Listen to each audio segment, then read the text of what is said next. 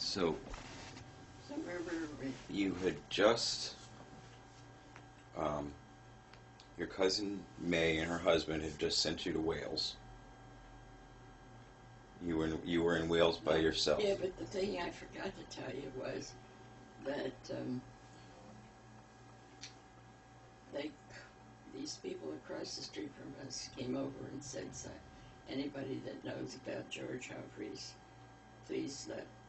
Yeah, and this was when you were back in Bangor, and they had seen an ad looking for your father in a paper that came from England. It came over here to Pennsylvania, and they saw an ad. Someone in England was looking for your father. Okay.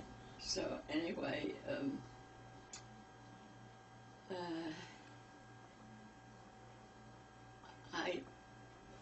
I couldn't go because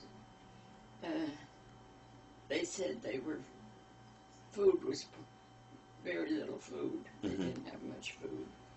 And I got together and got lots of stuff for them. I asked the different people that lived by me down in the apartment downtown, because I couldn't stand to live with Bertha. She was the devil. This is when you lived over the bowling alley, right? Okay. And Pop was Doc was in the war, but just down to Texas. So anyway, I got food for him and sent it over. And they were delighted, just delighted to have something different, because they said it was so hard to get food, to get anything to make a pie, anything to make anything. So I sent, what do you call that? Any kind of stuff, sugar and to make pie. Or so this is before we were in the war, so we weren't rationing yet. No. Rationing yet, but Britain. Later on it did. Yeah, but not yet, so you could send it over to them. Yeah, I sent it over. I sent quite a bit of stuff over. And I didn't have much money, but I was able to do it. And anyway, they were so pleased. And then Stephen, first, the oldest boy was Michael, and then it was Stephen. No, then it was one closer to London. I can't think of him. And then Stephen, and then Susan, the daughter. They had 3 boys and a girl. And they were all home. The girl wasn't quite ready for school yet. But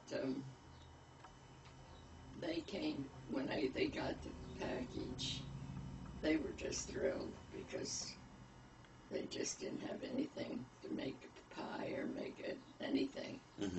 It was awful, she said. It was really bad. And she said she was so grateful. And then I sent her clothes because she was expecting another child. That was Susan. I forgot. Susan.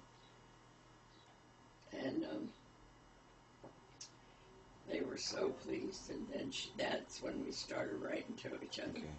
Before that, I didn't even know we had anybody, because Pop didn't talk about it. I think he was homesick. So And because if he'd hear anything on the radio, if it was like when the king, he was supposed to be the king, and he married that woman. That was, Edward, the something, just abdicated. She was a mess. She was married 3 times, and he married her again, or something.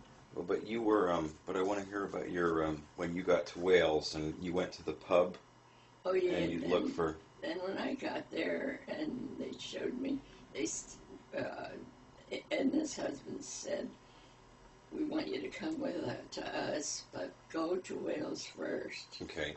Because it'll be easier, and you won't waste any time. So I didn't.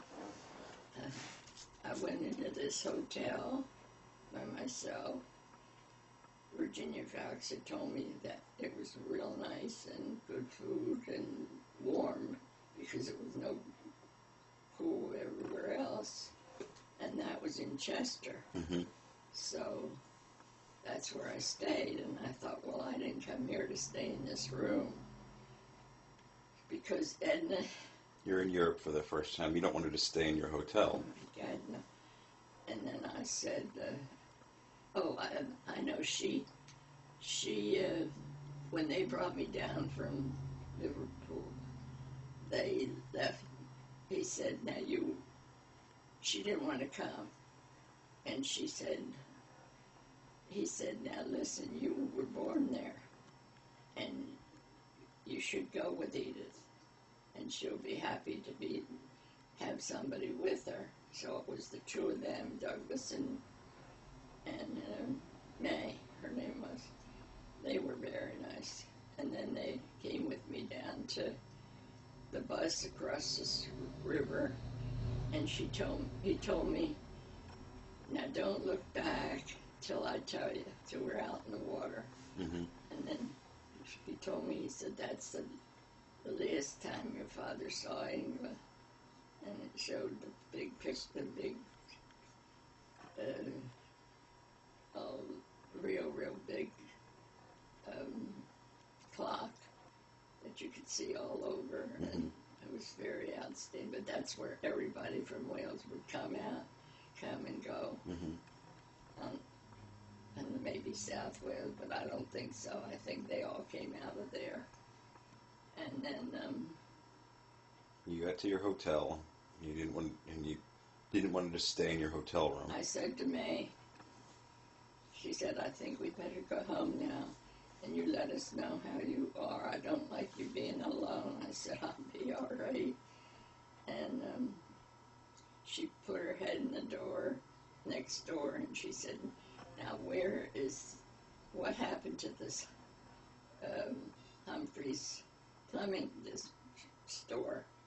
Was right next to this little place, and she said, no, they're gonna knock it down and make all kinds of other things. I don't know why, but she said, then down by the river, which my father talked about all the time, she said you can go down there and sit, and I thought, I didn't come down here to sit, just to watch this water. Mm-hmm. So I went across this bridge, and I saw a lady, and I asked her if she knew any about the Humphreys, and she said, no, I don't. And then she said, go down and ask at the baker shop, and I was down a little bit, and they were closing, and I guess they didn't want to see me, but I said, could you tell me where the Humphreys are? And they said, well, up the street, there's a lady, an old lady with a shawl on. She's sitting out there, and she showed me. She said she's sitting out there with a black shawl on.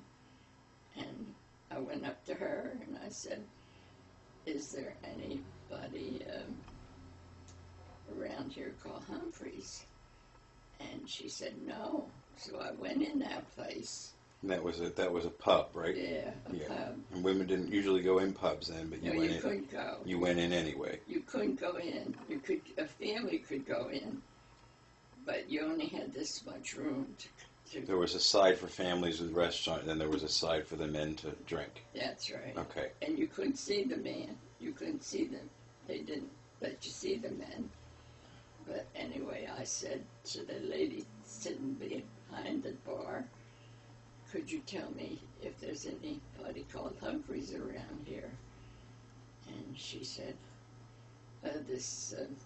she said, no. And then the guy said, I just came from their house. He said, I get to give them their milk, and they pay me for it, and I just got paid. And he was on the men's side of the bar, and he stuck his head through the door where they placed the food orders, right? No, he didn't. He didn't let me see him. Oh, okay. So he said, but you come out on the street. So you met him outside. Okay.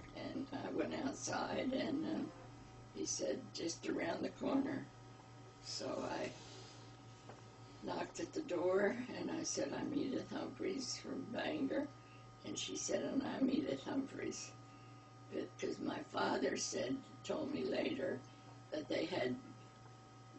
he had three brothers, and one brother, his little girl died, Edith. Mm-hmm. So they both took the name. Yeah. Edith, both that Edith and this Edith, me. So anyway, so she said, you said, I'm Edith Humphreys, and she said, I am too. Yeah. Okay. And then anyway, she said, I'm going to take her out. And she called her. She worked for Med-Ed over there, like the power company. Power company. Yeah. Equivalent of Med-Ed. Mm-hmm. So then we went. Her mother said, well, don't be long. We're going to have a cup of tea before you go, and then I'll send some food. But she said, I won't, I'll be waiting for you. But so we didn't get home till 3 o'clock in the morning, because she took me everywhere to see all the family. Mm-hmm. It was funny. It was all the family. You couldn't believe it. Anything I didn't know about. She took me to her sister, who I write to yet. She's not well, but I still write to her. And I write to May. And she writes to me. Jean, she lives up in pretty close to Scotland now. Mm-hmm. She's way up. And then, well, everything from then on was wonderful, because I crossed that and found Edith, and she was... You found all your relatives then. Yeah. And you visited back and forth. You told me before, you mentioned when Pappy was in the war in Texas, but for a while you were in Texas also, weren't you? Wasn't there 6 months? Wasn't there a time you worked as a waitress, and there was a minister, and it turned out he was kind of not a nice guy? Not a nice guy. Can you tell me that story? Yeah, he wasn't a minister. He was a Presbyterian church person. Okay, he was just active in the church. And I okay. said, well, I go to Presbyterian, because I was... He seemed nice at first, right? Yeah, very nice. Okay. Very nice. And because he could tell with my accent that you were from east, back east. So he said, oh, where were you from, and all that kind of stuff. And then pretty soon, and every morning, I said to the doc, said to me, if you want to stay longer, you should go see if we can find a job for you. Mm-hmm. That won't be too hard. So I decided I wanted to do that. I wanted to stay. I didn't want to go back home to Bertha, because Bertha said, if you leave this house, you'll never come back in it again. That's how nasty she was. And you said, fine. Huh? You said, fine, then I won't come back again. Oh, no, I didn't. I didn't say that. Oh, I but you didn't thought. say anything to her. I couldn't stand her. She was such a nasty person. When you were in Texas, you ended up getting a job as a waitress, right? Yeah. And that's where you met this Presbyterian church. Yeah, that's where I did. And he said something about... oh, I know. I got up I was downstairs at this nice hotel. It's outside 6 o'clock. Mm-hmm. And then I waited for breakfast, and then I waited on lunch, and then I came home. Mm-hmm. But this black lady was sitting in the back seat. And I didn't know anything about it down there. Nothing. On a bus? Yeah. Okay. She came on the bus. This is Texas, 1941 or 2. Yeah. Okay, deep south. And I was standing there waiting, and then I got on the bus, and I went back and sat with her, because there was nobody else on the bus. Mm-hmm. And she almost had a hemorrhage. You started talking to her, right? Yeah, of course. And she got nervous when you were talking but to her. She said, oh, you can't be with me. You can't be with me. I said, well, sure I can. I said, there's no reason we can't talk. Well, that bus driver, he looked in his mirror and back at me. He wouldn't move. He wouldn't move the bus. And then it dawned on me, you had to go up front. She had to be in the back, and I had to be up front. That's how awful they were. And then the man from the church found out about that, and then he wasn't nice to you anymore, right? Then they all in the kitchen were black, Mm-hmm. except And the waitresses. the diner where you worked. Mm-hmm. But you would It talk. was a YMCA, men's YMCA. And then this man was out there, and we got talking, and he was very nice, and he went to the Presbyterian church, and I said I did too, and blah, blah, blah. And then he decided that he didn't want anything to do with me, because I went out to ask him for what he'd like for breakfast, and he didn't say anything. Mm-hmm. And I asked him again 3 times, and he didn't say anything. And I thought, something's wrong with this man. So I went back in the kitchen, and I said to the other waitress, will you go out and ask him for what he wants for breakfast? He's not talking to me. And she said, he says you're too friendly with the people in the kitchen. That was it. So, And then what did you say to him? oh, I didn't talk to him anymore. You were done with him then? No, I was through with him. I wouldn't bother with him. I waited on other people, but I wouldn't talk to him. I didn't know what it was all about, but I thought it was rude. Oh, Now- hello, honey. Now, the last thing I wanted to ask you, Did we wake you up? Not at all. I had a wonderful sleep. How are you recording? the last thing I wanted to ask you about was you met Pappy Doc, right, when the two of you worked in a mill together? Yeah, where the beehive is. Down where the beehive is now, the Bangor Youth Center. And he needed to borrow a handkerchief one day, so you let him borrow it. Uh-huh. But his mother washed it and ironed it for him and gave it back to you? Yeah. Yeah. She was a wonderful woman. Oh, she died too quick. She died at 55. Where did you and Pappy go on your first date? Where did we go? Let's see. Just walking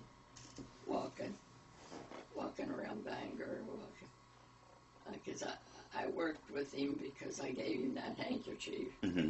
and it was a man, and it was Coen Brothers. That's what the name of the place was, and the man was Buck Farley. He was awful. He just sat in that door, in that window, and He was looked the boss. at everybody. He didn't treat you guys good. Oh, he was terrible. So then, stepping down the steps, we had to move. Then he could never see us again. But we worked hard because we made stuff for, what do you call it? To send us the South Pacific to, The war effort in the Pacific Theater. yes, so it could be covered. They could be covered. They wouldn't get bitten with things. Mosquito netting. Mm-hmm. And that's where you met Pappy. Yeah. When you gave him your handkerchief one day, Yeah. and his mom washed it for you. Yeah. Okay.